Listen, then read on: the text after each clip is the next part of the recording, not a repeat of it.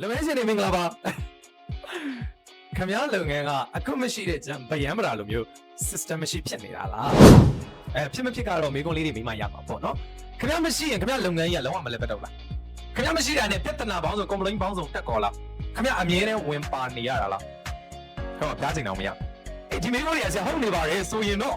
system ထဲကိုအချိန်ရပြီအချိန်ရောက်ပြီ system ထဲကိုဆိုကျွန်တော်တော့သူများပြောတယ်လို့မျိုးတွေမပြောတော့ပါဒီကတိတိကျကျတကယ်လုပ်လို့ရမယ်၃ချက်ကိုကျွန်တော်ပြောပြမယ် system ထဲနီးဒါပေမဲ့ချက်ကလေ repetitive tasks တွေရှိခဏခဏလောက်ရတဲ့ tasks တွေနေ့စဉ်တူကပြောမယ်ဆိုနေ့စဉ်တူက daily လုပ်နေရတဲ့အလုပ်တွေကိုစည်ရင်ပြစုလိုက်ချိုက်ဘယ်နဲ့စစ်နောက်ဆုံးဘယ်နဲ့စစ်ဒီဘယ်နဲ့ခုဒီလေချိုက်လာအေးချိုက်ရပြီးပြီဆိုလို့ရှိရင်အဲ့ဒီဟာတွေကို how to solve SOP standard operation procedure နော် SOP လေးဆွဲလိုက်ဘယ်လို့ဆိုရင်တော့ဘယ်လိုဖြစ်ရှင်းနေဘယ်လို့ဆိုတော့ဘယ်အဆင့်နေသွားတယ်ရောင်းလာဆို save process ကတော့နံပါတ်1မင်္ဂလာပါနော်ဒါမျိုးနဲ့ဆက်နံပါတ်2အပြန်ပြီဆိုကျေးဇူးတင်ပါတယ်နောက်လည်းပြန်လာပေးပါအောင်နော်အဲ့လိုမျိုးကြီးချရေး save process နေ့စဉ်ရောင်းရတယ်ဆိုရင် save process ဘာတွေလုပ်ရတယ်ဒါတွေကိုချရေးလိုက်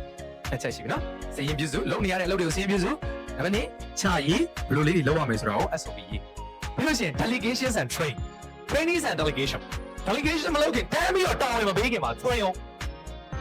ဟို save process ဆိုသမီးလာအမတို့ SOP ရေးထားတယ်အမမရှိလေဒီတိုင်းလေးလုပ်ပြီအဲ့ဒါ 1GB ကိုဘယ်ဆိုင်သွားအဲ့ရတာပဲ KFC ဘယ်ဆိုင်သွားအဲ့ရတာပဲဘာဖြစ်လို့လဲစနစ်ရှိလို့ဟုတ်တယ်မလားတို့လုပ်ငန်းတွေမှာလည်းစနစ်ကြချင်းဒါအမရေးထားတာအမလုတ်ပုံလုံးလေးကိုရေးထားပြတာသမီးနော်အဲ့တော့မြန်မာလေးသမီးဒါလေးနေနဲ့သွားဒါလေးတစ်ချက်မှမလို့စင်နေ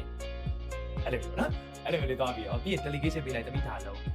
ဒါစင်ကတော့လုပ်ငန်းလွတ်မြောက် ACC လေးရှောက်သွားပတ်သွားနေလို့ရ system ရှိတဲ့လုပ်ငန်းရှင်ကြီးတွေကရုံးခန်းမှာမထိုင်ပါဘူးခင်ဗျားတို့ထိုင်နေရတယ်ဆိုတာခင်ဗျားတို့တတိယတွေမဖြစ်သေးပါဘူးဒါပေမဲ့ဆိုခင်ဗျားတို့မလွတ်မြောက်သေးဘူးလို့ပြောလို့ရနော်အဲ့ဆိုတော့စဉ်းစားဖို့ကိုရီးယားလုပ်ငန်းကို system ကောင်းကောင်းချပြီးတော့ကောင်းကောင်းတိုးတက်အောင်လုပ်မယ်လို့ပြောနေပါတယ်ကျွန်တော်တို့ဒီလည်းအပိလေးရှိပါတယ်လိုအပ်လို့ရှိရင်အကူအညီတွေတောင်းလို့ရပါတယ်ကျွန်တော်တို့ကူညီပေးပါဒီတော့လုပ်ငန်းတွေကို system ထည့်ပါအဲ့ဒါမှ freedom ဖြစ်မှာပါလူတွေဆိုတာဒီ freedom ဖြစ်ဖို့worst place ကို soft လုပ်နေကြတာဖြစ်ပါနော်အဲ့ဆိုတော့ကိုတို့ system ထည့်ပါ system ထည့်ပုံတန်းလေးပြန်ပြောပြရမလားနံပါတ်1 tasks တွေကို list လုပ်ကိုလုပ်နေရတဲ့အရာတွေ list လုပ်ပြီးလို့ရှိရင်နံပါတ်2 SOP ရေးဘယ်လိုတွေဖြည့်ရှင်းရတယ်ဘယ်အချက်တွေအဆင့်တွေရှိတယ်နံပါတ်3 နံပါတ်4ခွဲပေးလိုက်နော်အဲ့ဆိုတော့အားလုံးလေးစားချစ်ခင်ကျေးဇူးတင်ရပါတယ်လုပ်ငန်းရှင်များ system ကောင်းတစ်ခုပိုင်ဆိုင်နိုင်ကြပါစေ